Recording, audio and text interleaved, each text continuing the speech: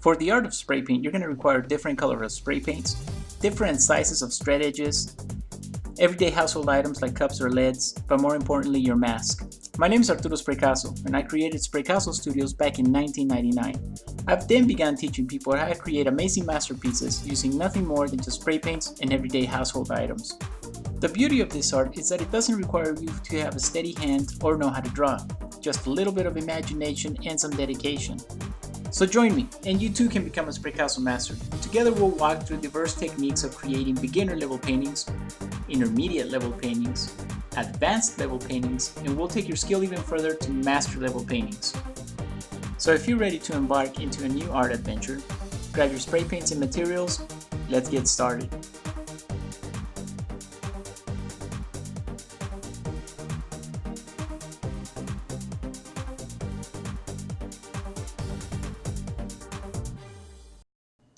Hi everyone, welcome back to another Spraycasso tutorial. Alright, on today's tutorial we're going to do something a little bit different. We're going to take your skills and we're going to tune them up a little bit more. We're going to work on depth, we're going to work on vanishing points, and we're just going to have some fun here. Now I'm using the Spraycasso brand spray paints. I'm using the light blue. The first layer is going to be the sky layer. You always want to work in layers, and this is just going to be a very light layer. I'm not adding a whole lot of blue. I do want some of that white to show in the background, and this will create some clouds. Can you see them take place here? Alright, now what I did is I'm using the soft tip tool, and I sprayed a little bit of black here on the side. You can use a little palette or a piece of magazine, and I am just going to create a silhouette outline of my terrain in the background. As you can see, this is very easily done. It doesn't require a whole lot from you. It just requires you to have some fun with it. Using the tool here, you can see I start tapping on the paint and then I start smearing it onto our canvas. This is a poster board 11 by 14, and we are painting on the glossy side. It's always important that we paint on the glossy side, as it won't absorb the paint, but we'll be able to smear some paint on top and be able to manipulate it. Now I'm going to add a little bit of clear coat here on the background because I want the black that I'm smearing onto my paint to mix with some of the blue from the sky. This is what's going to give us our water effect. What we're doing with the soft tip Spraycasso tool is we're blending the colors together, and it's going to give us that runny look, that smearing look, and that's what's going to give us a realistic looking waterfall. Just gonna add a little bit here on the side, and it's okay, you don't have to catch it all. We can always add a little bit more paint, so I'm not too worried about the waterfall at this point. I'm a little more worried about the terrain. I want the outline to show up a little bit more. Now I'm gonna tap into some white, and I'm just gonna add it here on top. It's very easy to do. This is how you create your reflections on your water. And I'm just gonna smear it downwards. See what I'm doing? So now we're adding the white. We're adding the splash of the water. I'm just gonna smear that here. And it's okay if you get some into your rocks. We can always go back and add a little bit more black. Right, so we're just gonna get a little more black. We're gonna outline this rock terrain a little bit more. Now what I like about using the tool, you can use a magazine sheet, and it works very well. It works very well. I'm just very used to the handle. The handle makes all the difference. The angle of the brush as well. It just makes it so you can create terrain very easily. I'm just gonna add a little more black. Tap into that. And we're just gonna create a little more terrain here. Now notice how the painting's starting to take shape. Every time you add a layer, every time you start adding a little bit more to it, it starts to take place. Now notice how easy it is for me to create water. I'm just smearing. I put a little bit of black and then I started smearing it.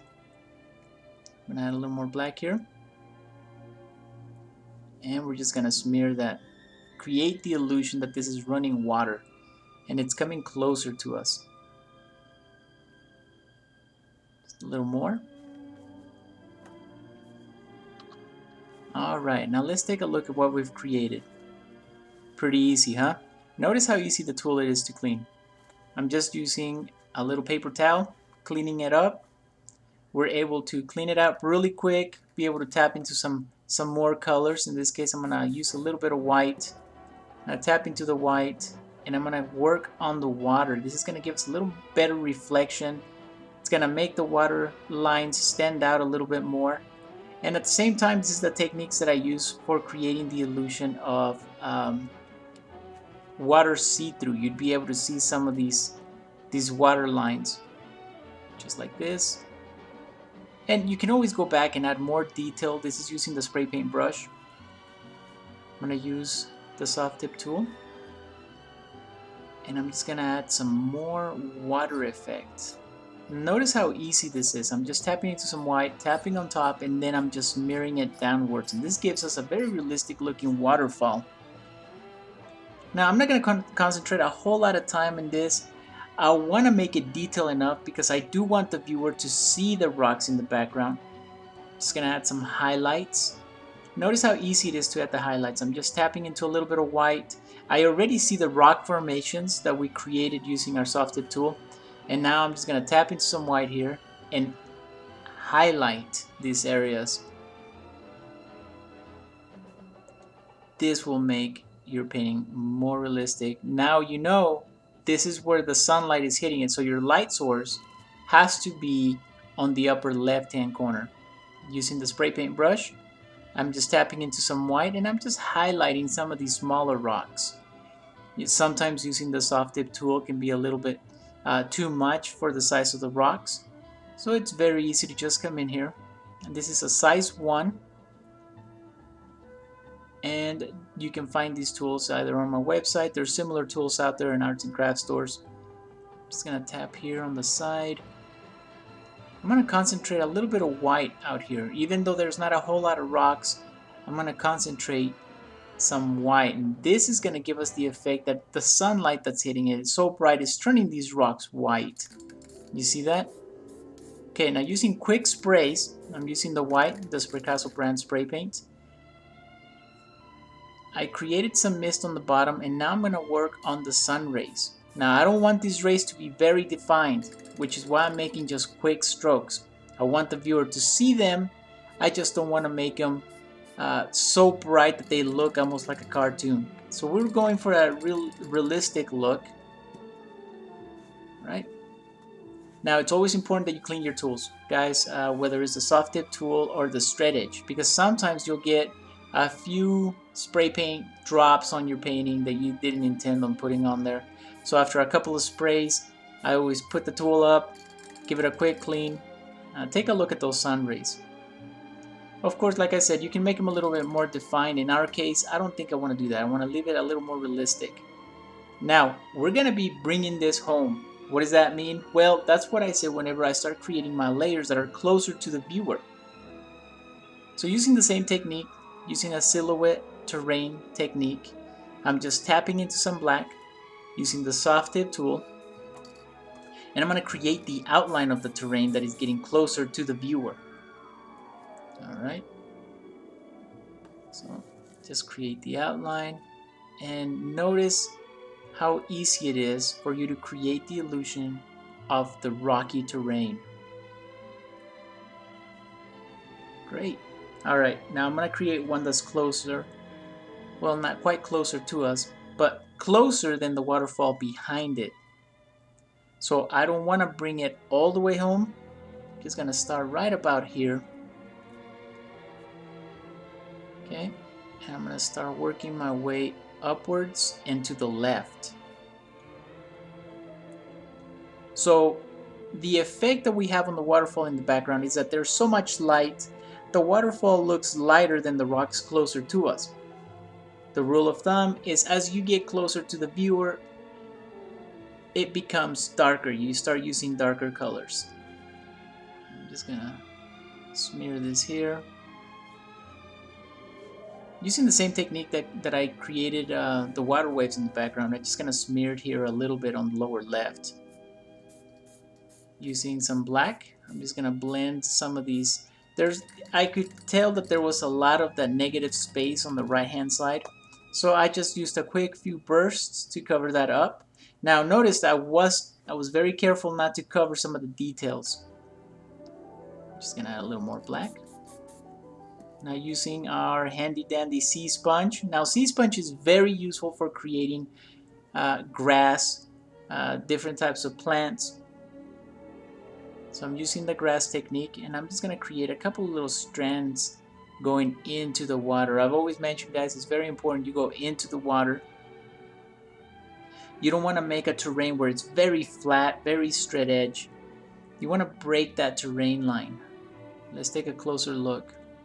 So I can see where I want these plants to go into the water, and they're usually going around the edges of rocks, different terrains, different terrain outlines. Oh, good. Now I'm not going to concentrate and add a whole bunch of different plants. I want this to be very rocky. I don't want it to have a whole lot of plant life. Now we're going to work on the highlights. I'm using again the light blue Spraycasso spray paint brand, using the soft tip tool. I'm just going to tap into a little bit of that blue, and I'm just going to add it on the edges right about here. Now it's quick taps, it's not a whole lot of paint. I don't want to overwhelm the layer, but I do want to add enough to where the viewer can see the highlights, and then some of these rocks are just going to really stand out. It's going to look very detailed. And you want this because as it gets closer to the viewer, you start seeing the details that are closer to you. So we're just going to add it here on the side. Now I am keeping in mind where the light source is at. So I'm not going to overwhelm this entire piece. I'm just going to add certain highlighted areas.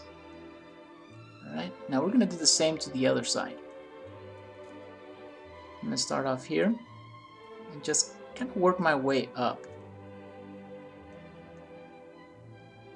Alright, we're going to put a little bit down here right next to these rocks. Now notice how the rocks start to take shape. Very cool, huh? Now this is a technique that you can use a lot. You can not only use it on trees, on rocks, terrains, but water as well. So it's a very handy technique to use, and as you can see, it's very easy to manipulate. Now what I love about this brand of spray paint is how easy the paints mix with each other. I've always said it, this is the brand that was made by a spray painter for spray painters, right? So I definitely encourage you guys to give it a try. We're going to use a couple more grass strands here just to make it a little more realistic, you know, have the plants closer to the viewer. Yeah, I'm going to add a little bit more right about here. Now, as I said before, you can definitely add some trees. You use the Spraycasso funnel, add some branches coming closer to you, but I wanted to give this painting a really rocky terrain feel. And there you have it. Well, I hope you guys have enjoyed today's tutorial. Guys, thank you for watching. I'm going to add a little bit of clear coat just to give this painting more of a gloss. But first, let's take a closer look.